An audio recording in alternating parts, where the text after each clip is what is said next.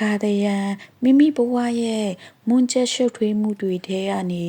ခဏလောက်ရုံထွက်ပြီးလွတ်လပ်စွာအသက်ရှူချင်တဲ့အခိုက်အတန့်မျိုးတင်းမှရှိဘူးမှာပါကြည်လိုက်ပါအောင်စိမ့်လန်းဆိုပြေနေတဲ့အပင်တွေကြားထဲကဒိုးဝေးလာတဲ့ဒီရေငွေ့မြူခိုးလေးတွေတဘာဝတရားကဖန်တီးပေးထားတဲ့ဒီအေးမြမှုတွေဟာမျက်စိကိုအပန်းပြေစေုံတာမကပဲ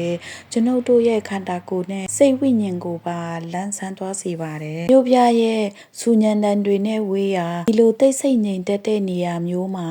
ခဏလောက်ပဲဖြစ်ဖြစ်မျက်လုံးမိတ်ပြီးထိုင်နေလိုက်ပါအပြင်လောကရဲ့အေးချမ်းမှုကနေတဆင့်ကိုယ့်ရဲ့နှက်ဆိုင်တဲ့အတွင်းစိတ်အေးချမ်းမှု inner peace ကိုပြန်လည်ရှာဖွေတွေ့ရှိနိုင်ပါလိမ့်မယ်တဘာဝတရားဆိုတာ